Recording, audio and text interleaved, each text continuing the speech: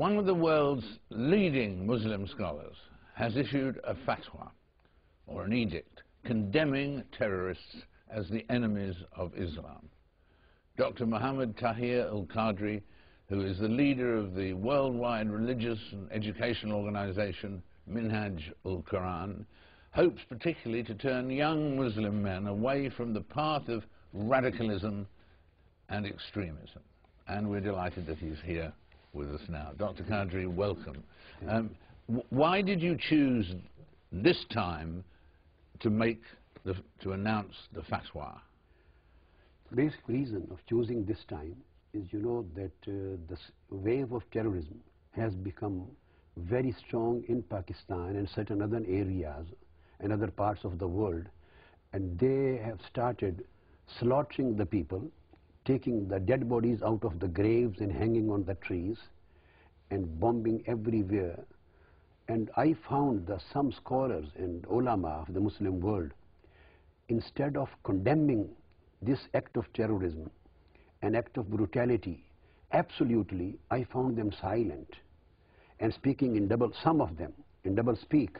Yes. So this disturbed me. So I thought this is a time that I should issue a fatwa, and jurisprudential Islamic ruling, a judgment which should be very comprehensive, which should include all important basic evidences and arguments of Quran and traditions of Holy Prophet and classical authorities, which should address all major issues or minor issues which disturb the youth on which they have been brainwashed, so that the Muslim Ummah and generation and the whole world should be able to know what is the actual position of Islam on terrorism.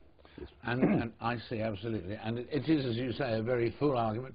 600 pages altogether. Yeah, more than 600 pages. 604 pages on this argument. On this argument. Yes. And your target here particularly is the young Muslims who may be tempted by radicalism and violence. Yeah, definitely.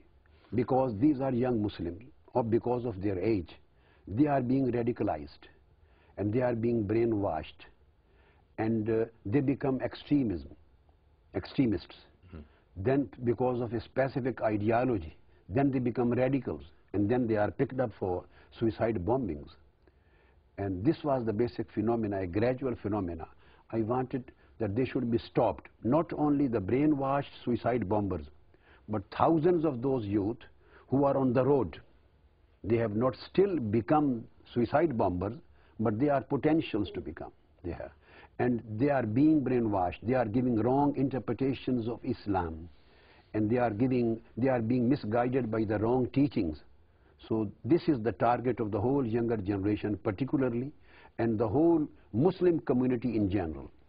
And in fact, the people that you hope most to change the minds of is the young. Is the young. Because they are growing and they are learning and so on.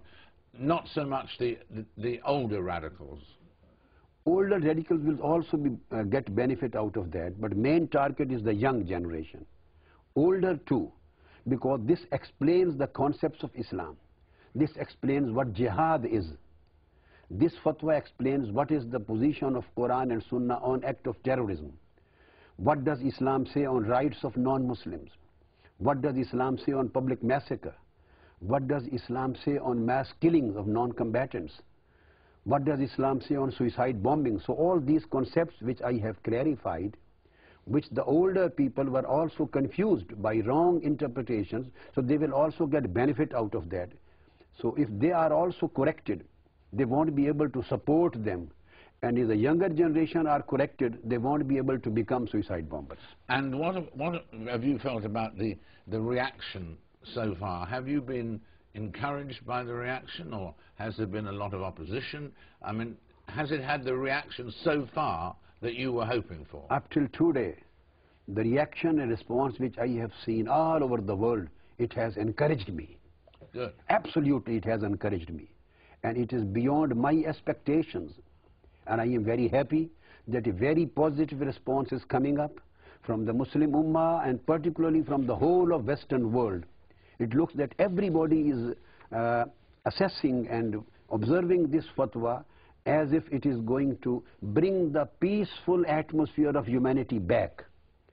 And we are in fact taking Islam back from the terrorists, and we want to unite the Muslim world and Western world again as a peaceful world which is based on love and tolerance and mutual understanding and peaceful atmosphere of coexistence. Everybody is encouraged. You're going to continue with this message, spreading the message of your fatwa to everybody. Yes. Not just in Pakistan, where you're based, your organization is based, isn't it, in Pakistan, but around the world. No, my organization is always, its headquarters although are in Pakistan, but its branches are in 90 countries all over the world.